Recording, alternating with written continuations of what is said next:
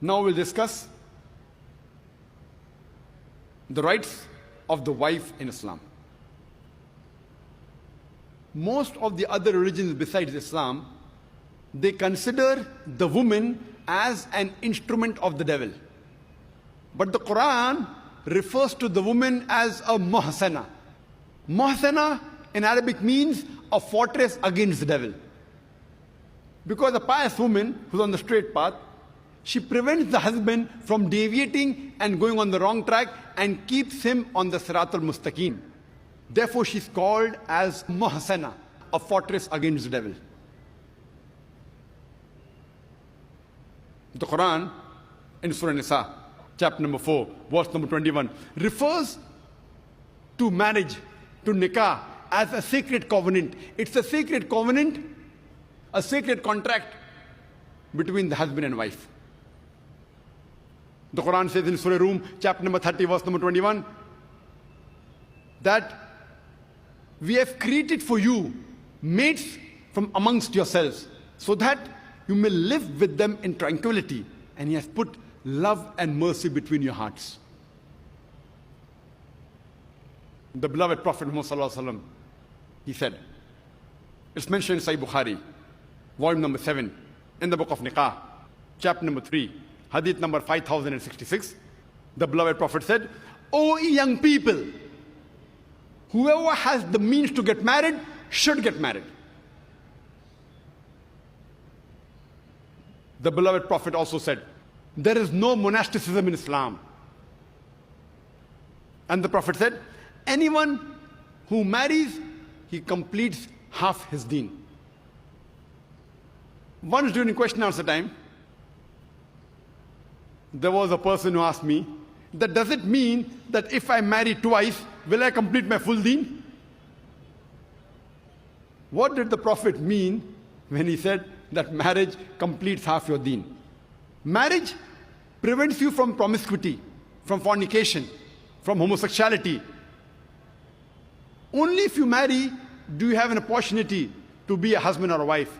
Only if you marry do you have an opportunity to be a father or mother, which are very important duties in Islam. So irrespective whether you marry once or twice, you only complete half your deen. In Islam, for a marriage to solemnize, taking the permission of both would-be husband and wife, the man and the woman, is equally important. The Quran says in Surah Nisa, chapter number 4, verse number 19, do not inherit the woman against their wishes. There's a hadith which is mentioned in Sahih Bukhari, volume number 7, book of Nikah, chapter number 43, hadith number 5138. A lady by the name of Khansa bin Khadim al-Ansariya, she approached the Prophet and said that my father has married me to a person against my wishes. The Prophet, he nullified the marriage. There's another Sahih hadith which is mentioned in Ahmad ibn Hanbal, hadith number 2469, where a lady approaches the Prophet and says that my parents have forced me to marry a man against my wishes. And the Prophet said she has the option of either continuing the marriage or nullifying the marriage. There's a similar hadith mentioned in Ibn Majah, hadith number 1875. It's the same hadith. A woman approaches the Prophet and tells her that my parents have forced me to marry against my wishes. And the Prophet says, you can either continue the marriage or you can nullify the marriage. And the woman says, I continued the marriage, but I wanted the woman to know that the parents cannot force their daughters to marry someone who they don't like. The Quran says in Surah Baqarah, chapter number 2, verse number 228, that the women have rights similar to those against them on terms equitable, but the men have a degree of advantage. Based on this verse of the Quran, men and women are equal except in leadership. The Quran clearly says that the women have rights, those similar to them, on terms equitable, but the men have a degree of advantage. Now, many of the Muslims, they misunderstand this ending phrase that the men have a degree of advantage, and they think that men are superior. And they quote the verse of the Quran, Ar-rijalu qawwamuna ala nisa, that the men are superior to the women. So Allah has said, the men have degree of advantage, the men are superior. What they're quoting is the verse of the Quran which was recited by a wonderful Qari from Surah Nisa, chapter number 4, verse number 34, which says, Ar-rijalu qawwamuna ala nisa, that the men are the qawwam of the women. What is the meaning of the Arabic word qawwam? Qawwam comes from the root word aqama, which means to stand up for. How we have aqama before salah, we stand up for salah. So this Arabic word qawwam means the men have 1 degree of additional responsibility and 1 degree additional service towards the woman, not 1 degree of superiority to boss over the woman. And if you read the tafsir of Tabari, he says the Arabic word qawwam means 1 degree of additional responsibility. Because if you read the verse ahead, the verse says that Allah has given men more strength than the women. So because of that advantage, it's the duty of the men that they should take care of the woman, they should not boss over her.